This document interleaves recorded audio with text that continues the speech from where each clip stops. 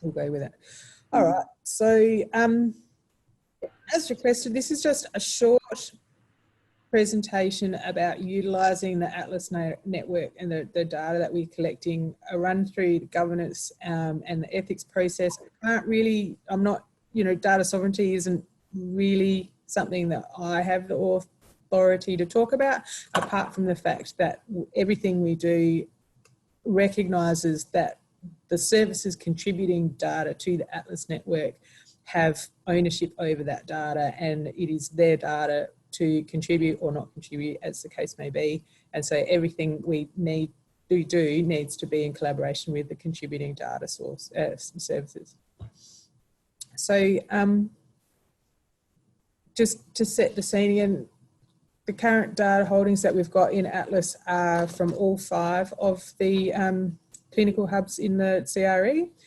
We have 11 different communities in Aprina Pima. We don't, in Far North Queensland, in the Aprina Pima hub, we don't at the moment have any Queensland health data from those communities. And so anyone analysing or using that data in their analyses need to be aware that at this point in time, it's not the full picture of clinical services being provided to in those communities, because there's a bit of in some of the communities, STI testings across both communities. Belinda Hengel is working very, very hard trying to get that buy-in from Queensland Health and the site-specific assessment process, which I'll outline a bit later. But yeah, at the moment, we're just limited to the Aprina Pima community-controlled services were provided by the community-controlled service. Hey, can I just ask a question? Yep. So does that mean there'll be one community where there's government workers and ARCHO workers in the same site? That's my understanding. And I don't know whether it's a similar breakdown of or division of labour in each community, or it's community dependent, or like location dependent. So the sexual health program from the government might have the STI agenda in one community, but not in another. So you're breaking up. I didn't understand the question.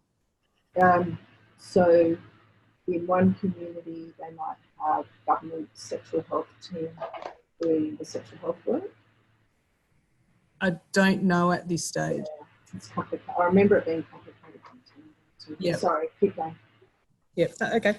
But certainly keep, it's a good question. So we'll just kind of watch this space when we get that data. In IUE, we've got 2 actions on involved, and I'm trying to engage 2 more. So we'd have 4 different services there. That's all community controlled. And of course, that's in the context of all sorts of primary health care services being provided in Brisbane. The AHMRC, we've only got 2 actuaries at the moment participating, but we're really trying to, I kind of mentioned it to the capacity building group last month, really trying to progress engagement in New South Wales, because 2 out of 40 is ridiculous. And so that's where I'm be at the end of the month, going to Dubbo to try and engage with services in that region. So Orange, Dubbo, and a couple of other ones in that kind of Western New South Wales region. And then over the year, there'll be a couple more as well. I don't think that, we'll get a massive amount of interest, but hopefully a bit of face-to-face time will improve the situation. AXA, we've got 6 services. Oh, sorry, Claire. Yep. So 2 out of 40 or 14? 4T. 4T, Yeah. right. And what's the, what are you aiming for? Clearly not 40. That's We were aiming for 10. 10, okay. Yeah. So it was a rough kind of rule of thumb. It's that if we had 10 in each of the 5 hubs, then that would be a pretty significant network.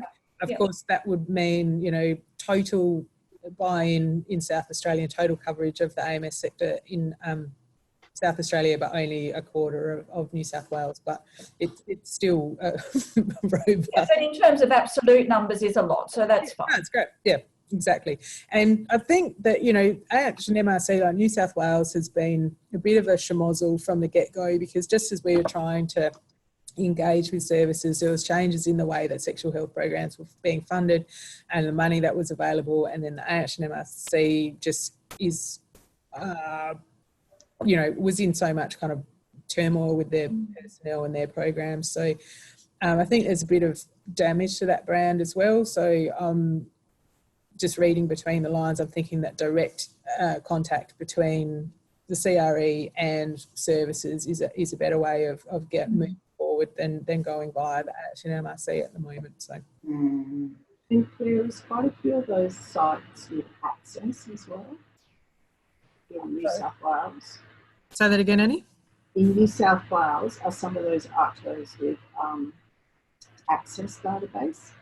Well, that's where we started with the access program, and that there were 6 sites that we tried to engage with the message of, well, you've been with access is finishing, and then June 2017 that finished, and so we'd be able to provide kind of data continuity coming on from access, but only 2 of those services were interested from that, and so haven't had a lot of buy-in because of that leverage. So they were in access, they're not anymore.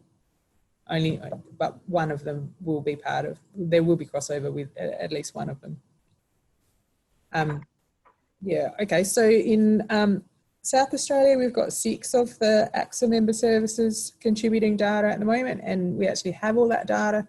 And actually, no, thanks a lot of hard work, Louise and I, we have all of that data, all of the data that I'm talking about here, we have here now with Granite. So like either using Granite as a data extraction tool or not. So these aren't, oh, well, we've got these services signed on, we actually have the data coming in.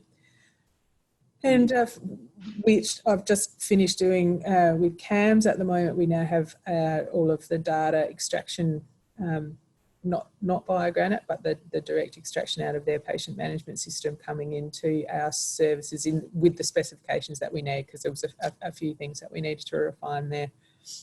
So we've got 7 of the CAMS member services, 7 sites there, contributing data to this data bank at the moment. All of the data in all of the services starts from January 1, 2016. So there is that crossover with access in New South Wales, Annie. And the data that we have here are various, aspects of the patient population, the types of appointments and the types of clinicians that patients are seeing, STI and BBV testing, the results and the treatment. That's one. I won't say that. That just complicates things. We've got retesting and ongoing monitoring. So because of the person-based linkage within each data set, we can see whether, how the person's kind of going over time, and it's not all de-identified to the point of not being able to string together individuals' patterns of infection and monitoring. We've got a little bit of data on pregnancy and on immunisation, acknowledging that much of the HPV and Hep B immunisation happens in people too young to be in our ATLAS data set, but we certainly do have for people aged 15 and over, any hepatitis B or HPV vaccinations that they might have, and then we have kind of cervical screening and HPV screening data as well.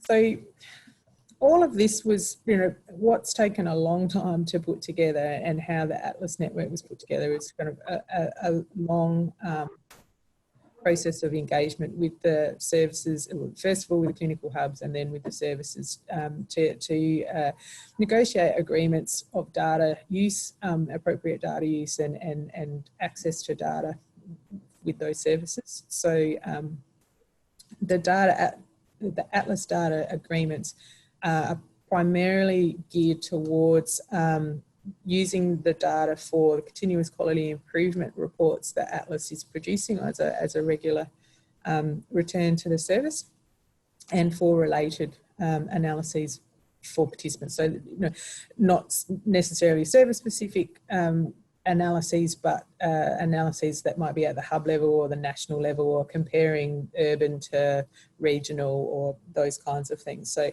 kind of that in-house extra analyses. We have agreements with it's part of the protocol that where services are participating in a number of related projects, specifically Young Deadly Free and Tango, we are able to supply that data to them, which minimises the impact or the impost on the service by having to do multiple extractions and send data to multiple custodians, multiple researchers. Atlas is drawing that data out as the overarching and more complete data set, and then providing that data to those two other projects. But part of the acknowledgement of data sovereignty is that each participating service needs to give explicit permission for any other uses of the data, including the PRP projects. So that there on the screen is a text straight out of the agreement that has been co-signed by the participating health service and with SAMRI. And it says that we will, other uses of the data will provide a protocol to the service for their consideration, and that engagement process needs to be gone through for every new project that comes into the constellation or use of the Atlas network. And also that we've also specified in that document that SAMRI the CRE has there's an onus on that activity having proper what am I trying to say? Sorry, ethics committee approval. So the CRE cannot just take slices of the data and hive it off to whoever we feel is appropriate. That has to be a decision of the service. You also know that Creash has its own governance process. So when you're starting thinking about going through your project, this isn't just data specific, but as part of this kind of process, you need to think about what data you'd be using, just to go through, draw up a proposal that will be submitted to me in the first instance for review by the operational group, and then endorsement from the investigator group. And it says something about in the research policy of the external advisory board as well, but I'm pretty sure that every time we meet they say, oh, that's not our remit. So yeah, it doesn't have to, we'll obviously at the end of the year tell them about, or at meetings tell them about new projects that have come up, but they don't have a review or authorisation kind of role in this project proposal development and approval stage. Two kind of points off of this slide is to use in the development of projects to remember to utilise both this group, the capacity strengthening group, but also the clinical hub reference group, when the contacts that we have with us participating services who have a role in both contributing new ideas for research, like if you go to them and what's something that's a live topic and of interest to those services, but also review of what you're proposing to do if, feeding it back the other way. So in part of doing that, there's specific contacts that we have in each of the hubs, and that it's my job to facilitate access to them. So if you want to develop a project using data from any one of those hubs or all of the hubs, then get in touch with me and I can make those introductions to the people that we're working with, or who are at kind of being the champions of this work in those hubs. At Apuna Pima at the moment, that's Melinda Hammond and Yvonne Cadet-James, who is Melinda's the manager of population health up there, and Yvonne Cadet-James is their research manager. So they're both really useful contacts to have. Lyle Turner is a population health data manager, and he, it's just awesome as far as knowing his data and his service really well. There's also a couple of clinical contacts in that hub, that would be really useful if you want to develop projects, and getting their input would just be a really beneficial thing to do. At the AHNMRC, it's not a really clear-cut thing. It was mentioned before that there's personnel changes. Currently, Angela Draper is who, if I had a question for AHNMRC, I'd go to first, but there are a constellation of other names that keep on being added to. There's about 6 different contacts there, and I'm yet to really understand who the best person for such kind of like project discussions would be. I will know more by the end of the month, because I'm going to Dubbo with them, and that should be at least I'll be able to get bits more straight in my mind as to who these different players actually are, and how best that we can utilise them to get our projects going. At AXA here in South Australia, David Johnson would be the best person to talk to if you wanted to develop up projects that use AXA data. And CAM's Katie Crawford, who's also an associate investigator on the CRE these days. She's absolutely ideal to talk ideas with, and the priorities for research in CAMS. Also, those people would be good people to negotiate with, have a conversation with those people and any, service executives. This is where we start going off into the ATLAS network is different in each of the clinical hubs. There isn't individual services to consult with in a Puma Pima, because a Puma Pima run all of their services, and so it's just different communities all being provided with health services through a Puma Pima. So that would involve, any permissions being sought would be just sought from the one organisation up there, unless, God forbid, you need to start with Queensland Health Ethics and data custodians, and I'll get into that at another point. But then David Johnson, say in South Australia, could, and myself, because I've worked with a lot of them well in establishing the ATLAS network, introductions need to be made to the individual services and their executive staff, so that they can request or get approval for your research to go through their boards. You need to be able to establish some clear, in order to progress approvals, chiefly through ethics committees, you're going to need both a letter of support from the service and an agreement protocol or MOU outlining the commitment and your use of the data and the services commitment to supporting that. If a legal agreement needs to be drawn up, certainly I would be able to process that or get SAMRI to the SAMRI legal department here to be able to draw up a template for that as part of CRE business.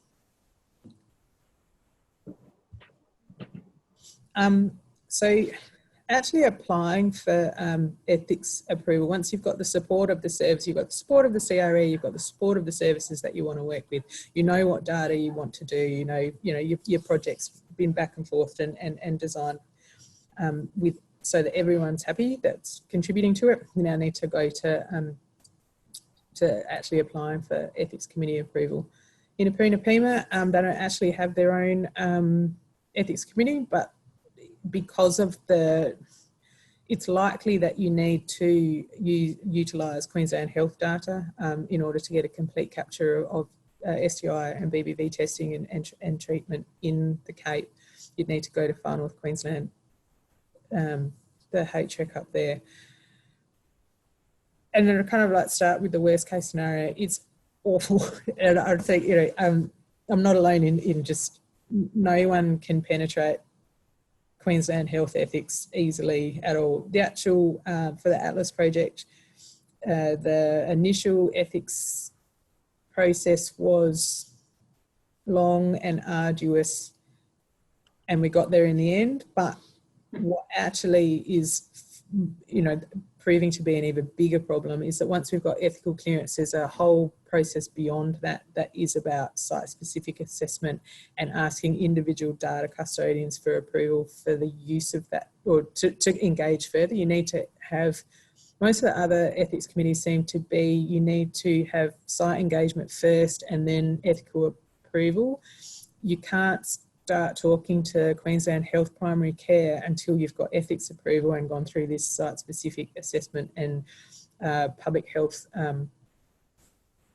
Act waiver and just all sorts of stuff. So not that I'm trying to put anyone off from using Queensland Health data, but it's a bit of a process. On the... So Claire, why do we actually need Queensland Health data? Because aren't all the services like Apuna Pima, that's an independent health service, isn't it? Yes, but if you want to get a...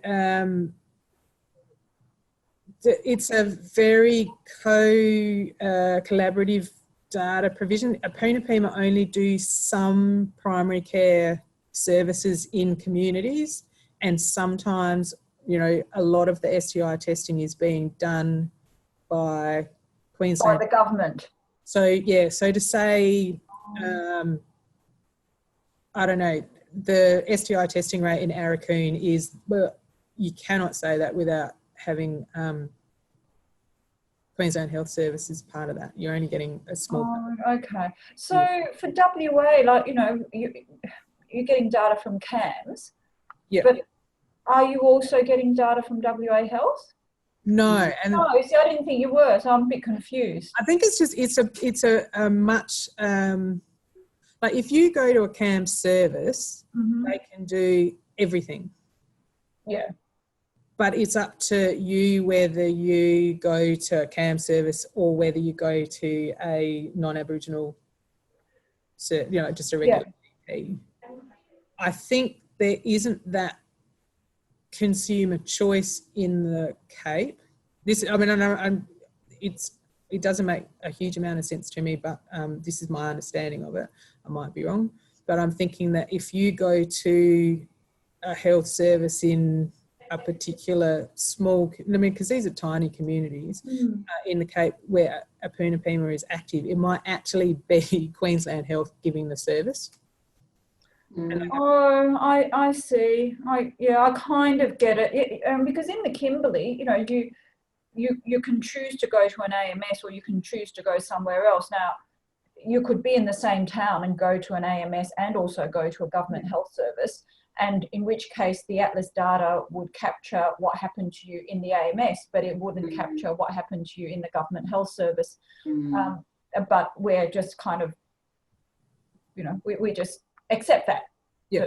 We don't have that complete data for each individual patient. Yeah. But you're saying that in Queensland, we are getting it for I mean, it's good that we're able to get it, but yeah, it's an interesting process.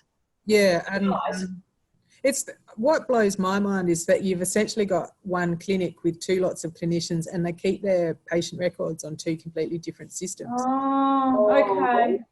Yeah, and well, also they run out of the same site. That's my understanding, and yeah. Oh, so you might see an AMS clinician for your chlamydia checkup, but you might see the health department physician for your syphilis checkup. Something like that. Yeah, Donna, I think like when we've done Tango, I think some of the doctors use medical director and won't use the other systems that are there as well. So sometimes you have 2 or 3 different systems within one clinic. Wow. Yeah. Well, I remember just being a nightmare. Yeah. So yeah. Queensland's complicated, but I was saying why I did the screenshot of the info on the web page is that JC Douglas, who's the secretariat for that service, is amazing. Like, it's the most difficult process to kind of negotiate, but she's just friendly and super fast, and any kind of question support that you need, like, she's an awesome resource. So if you're delving into trying to get HREC approval, in Far North Queensland, yeah, first stop is a phone call to JC. She's just great. But also the screenshot shows just how much the meeting dates, you know, how much information there is about applying for ethics there. So it's not a particular, you know, there's a bit of info that you should read and get it straight in your head what the process needs to be before you can start. Just really quickly, sorry, I can see on that screenshot there, they have a list under Queensland Health Human Research Ethics Committees. They seem to have quite a number of them. Yep. But is it you who selects where you send your application, or it is them who, JC, who would move it and target it to where you're supposed to go? No, she's the secretariat for the Far North Queensland one, which is it's actually the Cairns and Hinterland okay. committee there. So that's the one that works for us. I mean, we're technically like working in the Torres, York and Torres area, but the Cairns and Hinterland is the ethics committee that's specific, that covers the world. So it's from the ridiculous to the sublime. IUE doesn't have ethics approval, like internal ethics governance, and there isn't a Aboriginal specific HREC in Brisbane that's appropriate for this. So what IUE do is, if they request that you get approval from a different Aboriginal specific HREC, if you're working across a number of sites, that is, and just submit that to their executive so that they've got that on their file and can use that as a basis. I'm not entirely sure what the process is if you're only wanting to use IUE data. It's possible that they will ask you to go to Bellberry, which is a commercial ethics, general kind of ethics committee process that costs an amazing amount of money to submit a report to, I don't know, in several $1,000s worth for a submission. You get good service for that. It's a turnaround time of about 3 weeks, I think, from start to finish before you know your results, but it's a cost. So, but IUE are also developing their own internal research governance, so it's a bit of a watch this space, but currently talking to Lyle in the first instance is the best thing to do, and then work from there. If you're working across a number of sites, get ethics from elsewhere and they'll recognise that. But if not, have a conversation about the best way to proceed. Then in South Australia, New South Wales, I like doing things clockwise. In New South Wales, there's the Aboriginal Health and Medical Research Council, HREC, that covers all of New South Wales Aboriginal health research. Plenty of information on their website, and there seems to be a pretty straightforward ethics committee. All the information that you need to apply is up there, and I haven't had to have too much, back and forth with that ethics committee about requirements. It's similar for AXA. The Aboriginal Health Research Ethics Committee is co-located with AXA, and their secretariat is amazing. Gokhan Akhturk, he is, if you've got any questions, he is just a really good guy to deal with. Gives you straightforward, simple answers and can steer you in the right direction. They've also got a lot of, background information and helpful guidelines on their website there. Now, utilising CAMS data is a two-stage process, which is interesting because sometimes the same people sit on the same different committees and then give you different feedback on the same proposals. Approach this one with a healthy sense of humour, I think, and you'll be fine. So you start first with the Kimberley Aboriginal Health Planning Forum's Research Subcommittee, applying for approval through them. They will often, I don't know whether it's mandatory, particularly in student projects, but they will ask for a Kimberley-based investigator to be part of the investigator team. For ATLAS, that is Katie Crawford, and she is an excellent resource for developing projects up there. And then once you've got approval from the the research subcommittee, you then go to Aboriginal Health, West Australian Aboriginal Health Ethics Committee, which is part of ACWA. And there's, yeah, again, a lot of information on their web pages about how you go about those applications. As students as students, you'll require institutional ethics. So in the CRE's case, the ATLAS project has institutional ethics through Flinders University, because that's where James's academic affiliation is with. SAMRI doesn't have its own ethics committee. But the good thing about that is that a lot of the institutional ethics committees, because they're not Aboriginal specific, happily do a mutual recognition process. So it's just a matter of lodging, well, in the case of Flinders anyway, I assume it's anywhere else is similar, is lodging your application and approval from another site, and the institutional ethics will accept that on face value without further review. In fact, the new WA, they accept it straight up, because I think they realize that, because we do have an ethics committee, but there's a lot of time wasted if another ethics committee is reviewing what another group has already reviewed. Yep. So what they generally do is just accept and say, if someone else has given you approval, we'll view it as stamp. Yep, yep, no, that's good. So the cautionary tale is that you can be, a project that goes across the entire ATLAS network involves a lot of ethics committees. So there's a lot of site engagement and then a lot of ethics committees. And I think that might be an interesting part of your work there, Annie, if you're trying to get Tango sites on as well, because that would be in Northern Territory. So you'd probably be adding 2 lots of review from the central and top end ethics committees. And yeah, it gets complicated, and I don't have any advice mainly because I'm never in a position with projects of my own when I'm doing national projects to apply for ethics sequentially, because but that would be ideal. I know it wouldn't be ideal in that way anyway. And so the problem with multiple ethics committees reviewing stuff is that different committees ask for different changes, and then you've got to work through a whole bunch of amendments to the other committees that haven't brought that up, that haven't requested that change. And so it's quite an onerous task to make sure that all of your clearances, first of all, are achieved, but also approving the same project in the end. If you, we've had a lot of kind of feedback in the process of setting up ATLAS from the Queensland Health, Far North Queensland Ethics Committee about Aboriginal consumer representation in the CRE and how that was going to be established.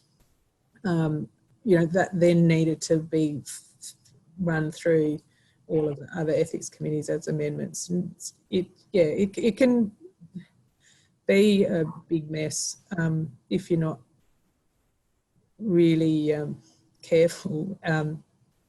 But yeah, it just approaching things kind of like calmly and logically, and I'll emphasise this again at the end, but giving yourself enough time for all of this is absolutely critical at the ethics application stage of things.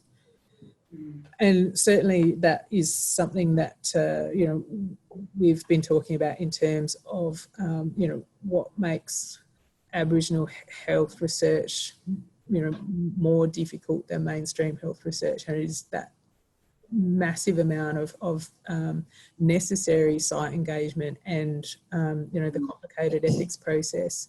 That means that your 5-year CRE doesn't have as much science time as it, because of the amount of engagement that needs to be taken up at the beginning. Anyway, what is common to all of the Aboriginal ethics committees is that they all have the same, ethical principles or core values, and you need to be able to reflect these core values in your research, just because it's a good thing, but also this is exactly what the ethics committees will be reviewing with your application. And The National Health and Medical Research Council put out or reviewed their guidelines and policies in 2018 and produced this ethical conduct in research with Aboriginal and Torres Strait Islander peoples and communities guidelines, and outline a lot more information than I'm going to go into here, but basically going through each of the 6 core values and how to demonstrate that in your research. The chief core value that goes across all of these kind of concepts is the core value of spirit and integrity. Then there's the additional core values of reciprocity, respect, equity, cultural continuity, and responsibility. There's a lot of resource and explanation of those in this in these guidelines, and if anyone hasn't read them yet, I'd say that would be my #1 first start place for any ethics application. So just a bit on the central core value of spirit integrity. Spirit's about the ongoing connection and continuity between Aboriginal and Torres Strait Islander peoples past, current and future generations, whereas integrity is about the respectful and honourable behaviours that hold Aboriginal and Torres Strait Islander values and cultures together. So then, as with each of the sections in the guidelines about each of these core values, there's some guidance on how to demonstrate spirit and integrity, demonstrate the core values in your research. So by covering all the rest of the core values, you demonstrate that you're paying commitment to the spirit and integrity of your research. Yes, so as I said, cultural continuity, equity, reciprocity, respect and responsibility are the other core values that must be demonstrated in your, throughout your research. And specific to the CRE and the ATLAS, we have a very strong value on the ownership and data sovereignty. Is the data bank might hold the data, but and we're collecting the data and it's located here at SAMRI, but that data very much belongs to the contributing service and is not ours to do with what we want. We've got the agreements in place that specify what we can and cannot use that data for, and that's what we're going to do. Anything else goes back to the service for their input. Here are some resources. There's not just, from the NHMRC, there's not just the Aboriginal specific guidelines, but there is also the National Statement on Ethical Conduct in Human Research, and that is, that's the Bible for ethics in any kind of health research, mainstream and non-Aboriginal as well. SAMRI has 2 particularly good resources about on working in Aboriginal health research. We've got our Aboriginal Health Research Accord, and we've also got a protocols document that's is more of a guidelines thing, whereas the Research Accord's more about the background and the concepts of working in a Aboriginal health space equitably. But all of those make really good reading for the researcher at the beginning of their pathway here. So some advice from someone who spent pretty much all of the first 2 years of my job here at the CRE applying for ethics. And as I said, Belinda came back from maternity leave and I handballed the whole Queensland health thing right straight back to her pretty much where it was 6 months beforehand. I think she's really pleased about that. But yeah, it's just a matter of being an absolute serial pest and just ringing people and trying to find the right person, and it's a really opaque system. So on that, use our experience. So if you are wanting to use the Queensland health data from ATLAS in your research, definitely get in touch before you start applying for stuff, because there could be some learnings and hopefully some resolution by the time you come to do that. So as I say, my advice would be just, you cannot underestimate how much time this takes. So start your ethics approval and your approval processes early. In doing that, make sure that you start, initiate your collaboration with the AMSs even earlier than that. You need to produce a project that is both going to it's going to meet the needs of the services who are contributing your data as well as your research needs, your own personal research needs. Utilise Me for review of the concept and introductions through to the different hubs and services participating in ATLAS. And I'll be able to, you know, steer research applications through the CRE kind of governance process as well. That's, yeah, that's just another a pathway for that. Expect delays. Ethics committees don't meet very often, and they have pretty, you know, full schedules. So sometimes, you know, you squeak in to technically meet a meeting timeline, but you know, they've got a full agenda and you bump for, you know, for the next quarter in some cases. You need to be mindful of their deadlines as far as a meeting might be in the middle of June, but they need 3 weeks for your application to be on their desk so that they can process it. And then there's sometimes a few gotchas with that, in that you suddenly get to the end of the checklist and they say, oh, and you need to send 15 hard copies, you know, along with your electronic submission, and somehow you've got to get that to, you know, Cairns in overnight. Utilise the secretariats as much as possible. As I said in the Queensland example, there are some really, and AXA, to be honest, there are some really helpful people out there that just know their systems really well and just bend over backwards to help researchers navigate them. Yeah, be proactive in addressing and avoiding any ethical issues. I think, you know, I've seen many ethics applications that seem to have an approach that it's just an anathema to me, and that is, you know, sending in an application for an ethics committee to review, and it's the ethics committee's responsibility to pick up the ethical issues. Whereas I think that if you're coming from a space where you're really intentionally working on your approach to the core values of working with Aboriginal populations, and trying to head off any potential ethical problems from the outset, then your research will be a much stronger thing, and also your interaction with ethics committees will be a far more positive experience. And then finally, just, yeah, here's just a bit of a process chart. You know, it's kind of like scope your project, work out what data you need, like what specific sites you want to include in your data, and submit that kind of basic scoping proposal to us here at CRE to review.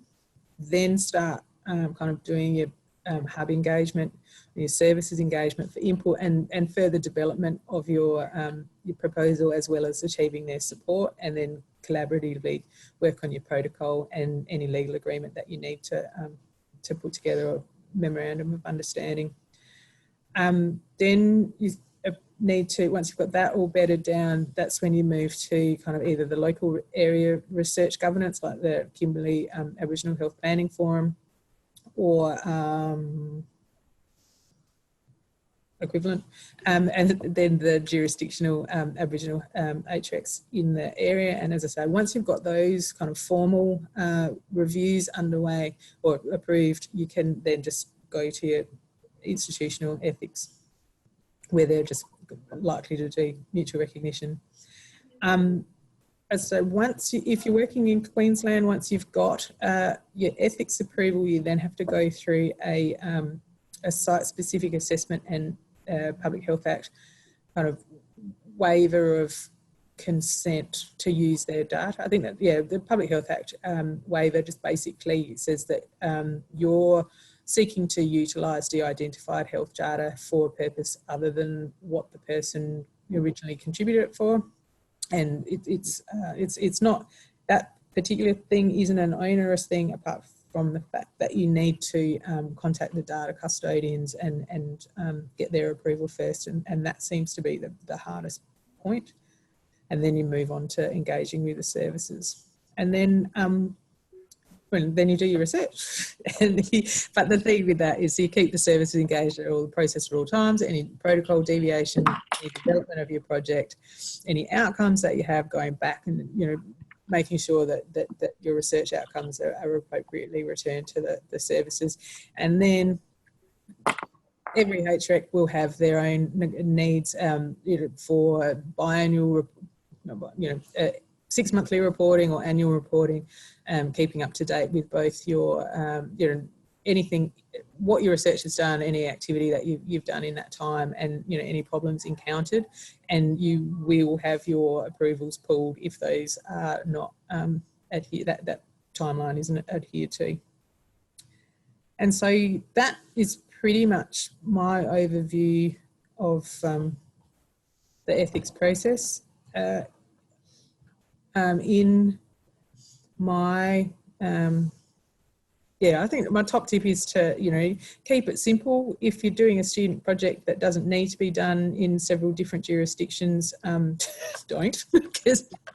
But if you do, it will be complex, but the best way to attack a complex task is to start early and utilise the support of the CRE, because, we've done it all for ATLAS, and, there's got to be learnings in that are useful for you. And we've made a lot of contacts, we've established a lot of relationships, and so leverage those rather than going in cold. I think what helps, thank you very much, Claire, that was very useful, even for me who is not doing a project.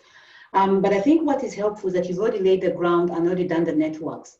Yep. And if a student project is going to just be analysing data and not collecting fresh data, then I think it's hopefully generally easier.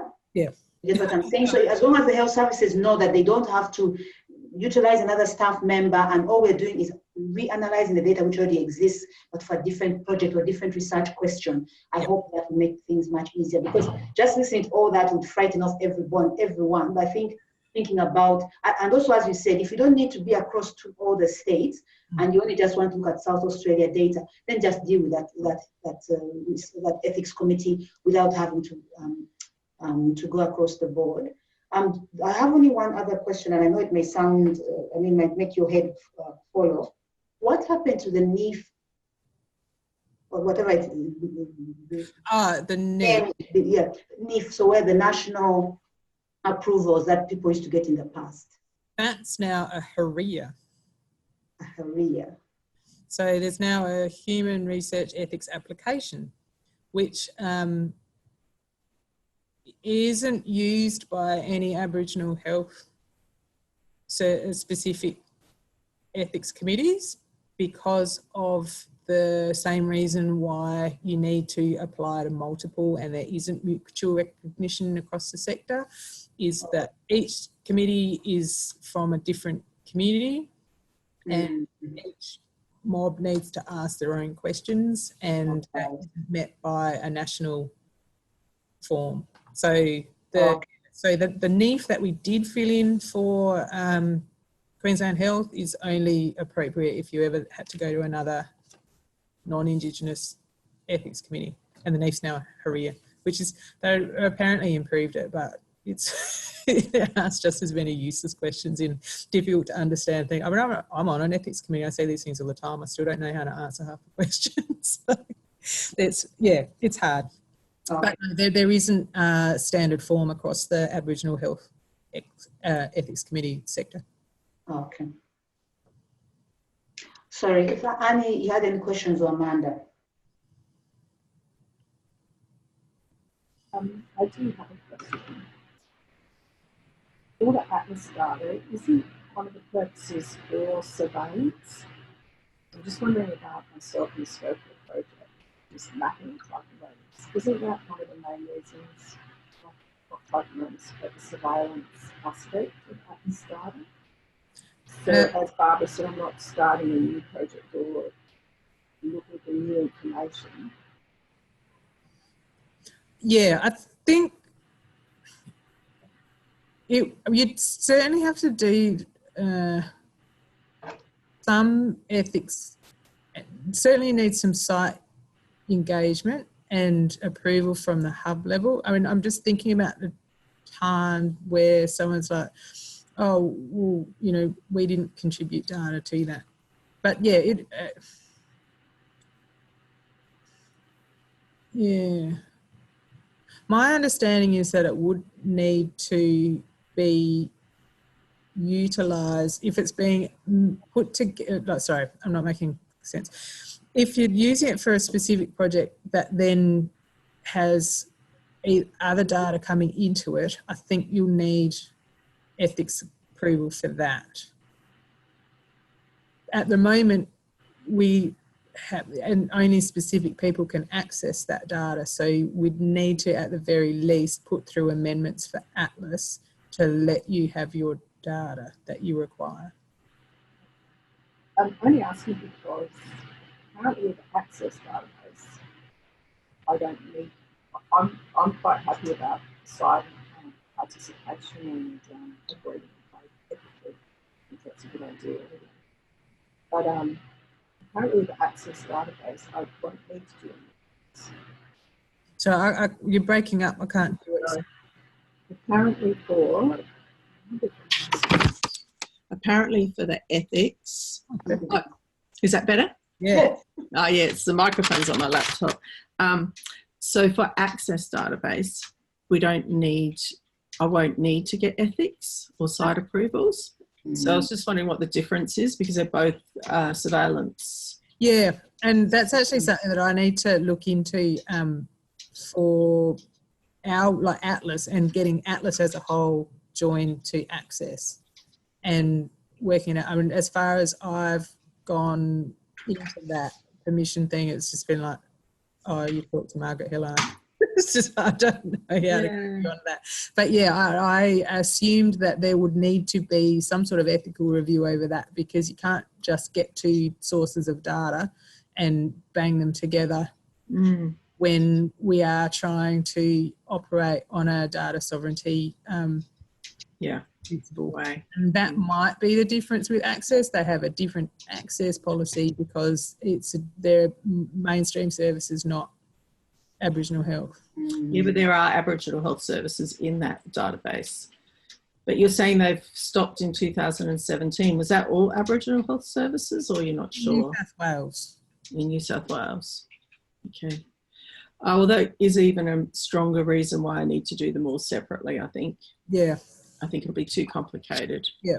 And I mean, it is something that ATLAS wants to do. So maybe if you, I need to get that. I need to get that concept paper finished so we can start moving on that, because that looks like it's going to take a year just to get through all those ethics. But I understand what you mean, Annie. If it is already a surveillance database in place, then like access, because I don't think, because access has been running for a very long time. If they'd had to go and do ethics approvals every time, because the data is constantly being analyzed, they're constantly having papers come out. If they'd had to go back and ask for permission every time they wanted to write a paper, then they would spend all their time doing ethics approvals.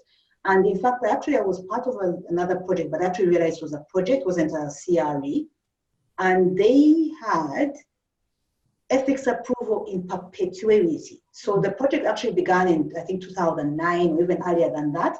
And they've had people come in and out of the project, people come and analyze sexual health data, maternal health data. There's been so many papers coming out of a data set, but what they got was ethics approval in perpetuity.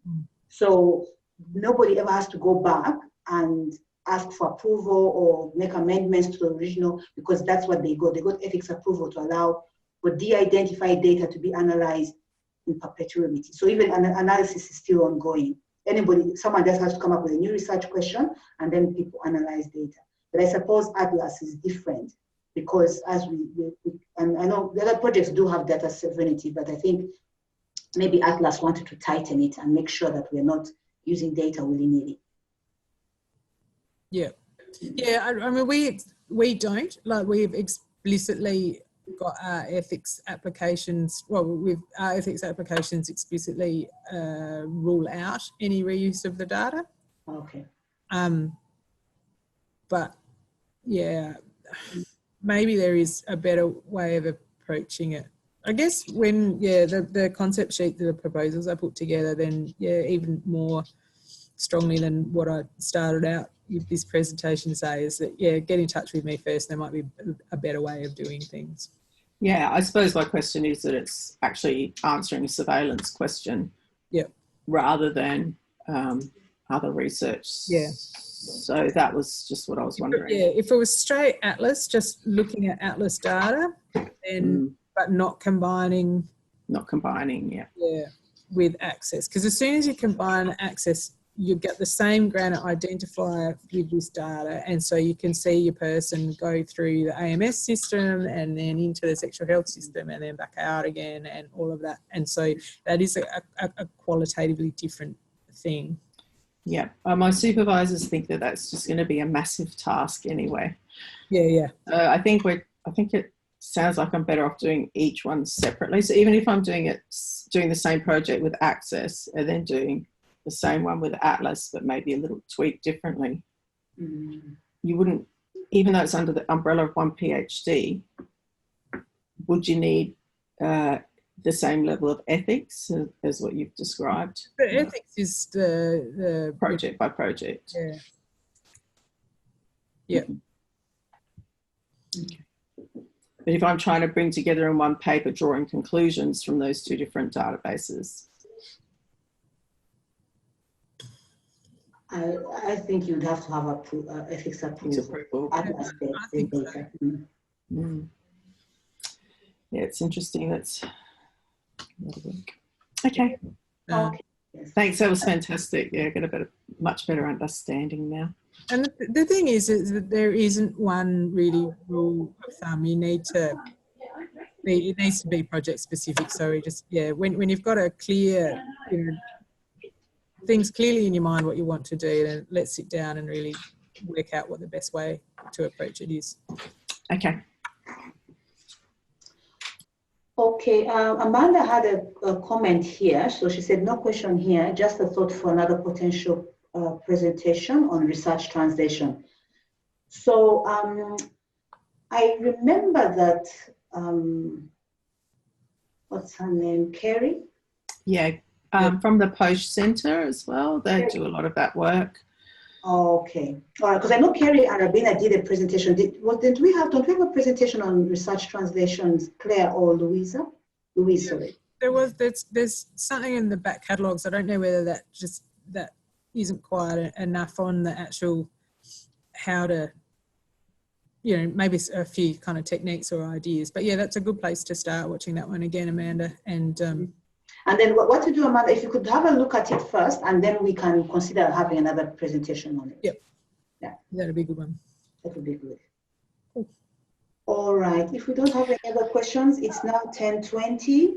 I've just got one more comment, if you don't mind. That's all right. Just so that you're aware of those points of integrity from the NHRC for Aboriginal research. Congress has got a really good project called Doing It Right. So on their website, there's some really good resources, and they're working with other communities on how to use those, I forgot what to call them, integrity and spiritual and all the specific areas that need to be looked after in the ethics, etc., and how you conduct your research. They've done some really great work on that. And that involves translation as well, Amanda. It's fantastic work, actually. I love that. So that's a program on research integrity. That's at Congress. It's called Doing It Right. So doing it right, translating, making sure that community people and boards understand what the research is about and the communication pathways, and making sure they're meeting all the integrity and spirituality points there. AH and MRC have just done they're about to launch a program called Doing It Right about their sexual health resource. There's a lot of doing it right. Everyone's doing it right. Yeah, right. Well, what you can do, Louise, after this meeting and when you've put all this together, if you could send out the links, not only the ones that Claire had in the presentation, so you can actually click on them and go to them, but also a link to the Do It Right project at Congress. For all the PRPs and all of us to have. I can see you. Thank you. But otherwise, thank you very much, Claire. That was very helpful. And I wish you could do that presentation to the CIs and AIs as well. They probably need a bit of updates as well. Yeah, and they watch this space for some investigative communication. I do realise that's we've just been like data, trying to get the reports out and actually have something to discuss with investigators. But that's coming soon. Okay. All right. Thank you, everyone, for your time, and see you next month. Yeah. Yes. Thanks. Okay. See you, everyone. See ya. Bye. See you, Amanda.